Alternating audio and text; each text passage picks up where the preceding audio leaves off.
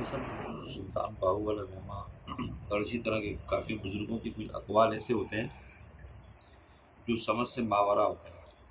جیسے سلطان باہو علیہ رحمہ کا ایک بیت ہے آپ کی: شریعت دے دروازے اچے، راہ فقر دی موری ہو، عالم فاضل لنگن نہ دے دے، جو لنگدا سو چوری ہو، پٹ پٹ اٹاں وٹے مارن، درد مندہ دے کھوری ہو، راز ماہی دا عاشق جانن، باہو کی جانے لوگ اتھوری ہو. ہاں، یہ ایک تو زبان ان کی ماشاءاللہ کئی سو سال پہلے کی ہے نا. دوسرا یہ کہ شریعت کے دروازے تو اونچے ہیں،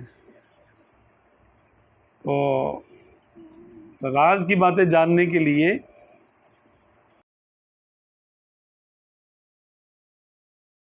کسی فقیر کے پاس جا کے بیٹھنا پڑے گا. کہ اگر تم کسی قاضی اور کسی مفتی کے پاس جا کے بیٹھو گے تو پھر دوسروں کے بارے میں فتویٰ دیتے رہو گے. اچھا یہ ہاں، شریعت کے دروازے تو اونچے ہیں نا بھائی، اونچوں سے تو اونچا بندہ گزرے گا،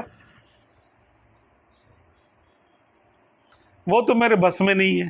یعنی میں کوئی عالم فاضل تو ہوں نہیں کہ میں شریعت کے دروازے سے خدا کی راہ تک پہنچوں. کیا عام آدمی نہیں پہنچ سکتا؟ کیا وہی پہنچ سکتا ہے؟ تو پھر وہ کسی چھوٹے دروازے کا انتخاب کرے گا. ہاں، تو وہ چھوٹا دروازہ کیا ہے؟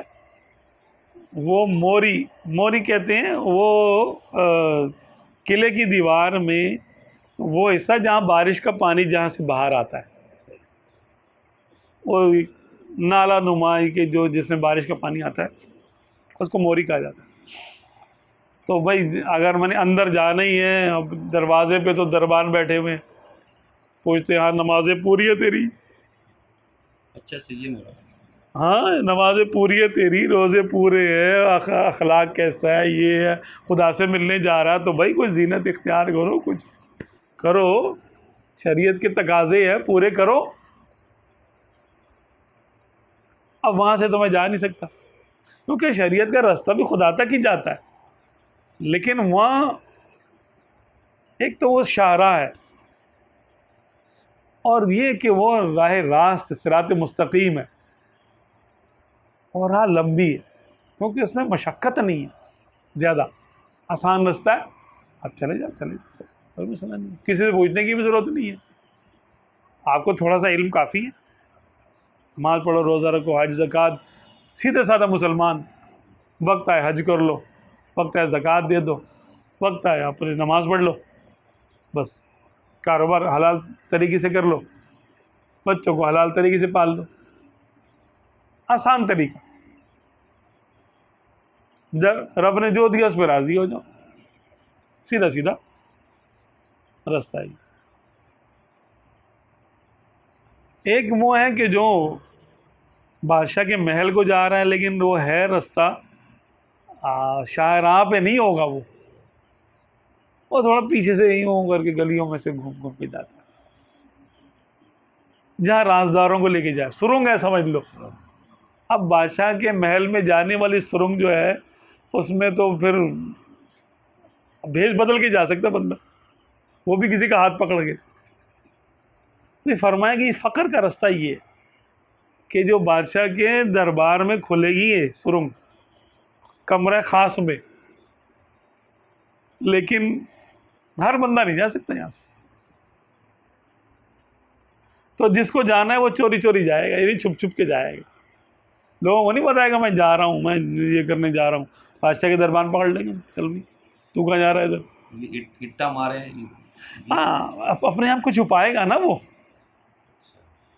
کہ تم وہ نا حدیث باغ میں ہے کہ تم اللہ کا ذکر ایسے کرو کہ لوگ تم کو مجنوں کہنے لگے. تو مجنوں کو کیا کرتے لوگ؟ پتھر ہی مارتے، زبان کے پتھر ہی ماریں گے. بولا بھائی بڑا فلانا ہے، یہ ہے، ہمیں پتہ ہے کتنا حضرت ہے، یہ اب دیکھو کیسے بنا ہوا ہے، کل تک یہ تھا، کل تک وہ تھا، آج دیکھو بڑا وہ بنا ہوا ہے بھائی.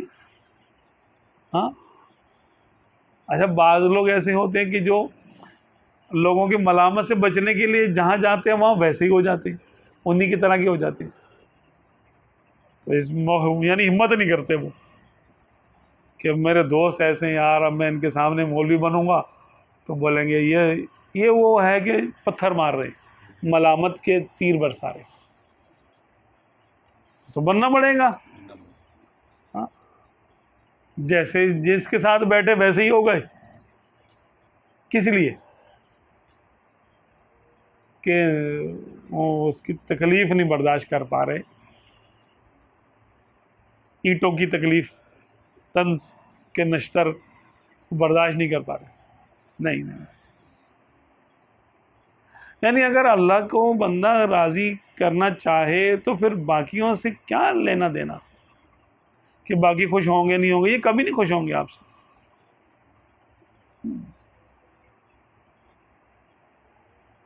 جس نے اپنا رخ اللہ کی طرف کیا تو مخلوق تھوڑے دن اس سے ناراض ہوگی، پھر اس کے پیچھے پیچھے کل کو، اور جس نے اپنا رخ مخلوق کی طرف کر لیا تو دنیا چند دن راضی ہوگی، اس کے بعد پھر اس کو بلیم کرتے ہوں گے۔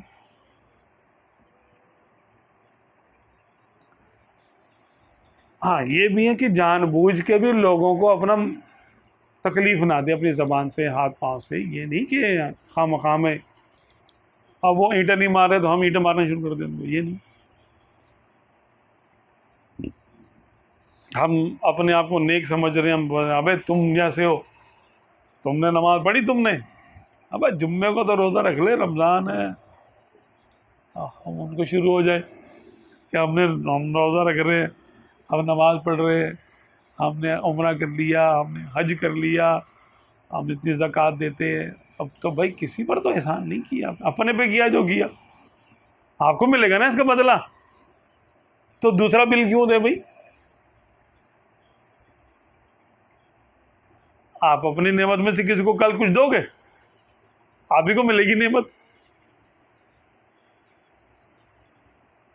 زیادہ ہی، تو اس کے پیچھے دعا کرے کہ اللہ تعالیٰ تو نے مجھے توفیق دی ہے، اس کو قبول فرما، اور تیرا شکر ہے مجھے اس پر تکبر سے بچا، یہ عمل میرا ضائع ہونے سے بچا، اور میرا فلاں بھائی ہے اس کو بھی توفیق دے دے۔ یہ صحیح ہے طریقہ کار، شکر کے ساتھ کسی کے لیے دعا کر دیں، کسی کو ہم تانے نہ ماریں۔ تو فقر کا راہ موری ہے وہ یہی ہے کہ وہ سلوک کا رستہ ہے، کہ ظاہر میں تو ٹھیک ہے لیکن باطن میں اپنے کو ایسا کرنا ہے کہ کسی کا ہاتھ پکڑ کے چھپ چھپ کے ہی جا سکتے، کیا کہ وہ اندر کا رستہ ہے، وہ روحانی ترقی، روحانی معاملہ ہے، وہ کہ ذکر کرے گا، وہ مراقبہ ہوگا، اس میں اللہ کی راہ جلدی طے ہوتی ہے۔ شریعت میں کیونکہ آپ سارے دنیاوی معاملات لے کے چل رہے ہوتے ہیں، آپ کی توجہ 10 جگہ ہوگی، تو یہ راستہ توجہ سے طے ہوتا ہے۔ اب ایک شخص کی توجہ 10 جگہ ہے تو وہ 10 گنا کم رفتار سے چلے گا نا، اور دوسرے کی پوری توجہ ایک ہی طرف ہے تو وہ 10 گنا ہوگی اس کی رفتار، اس سے 10 گنا تیزی سے جائے گا وہ۔ یہ بنتا ہے۔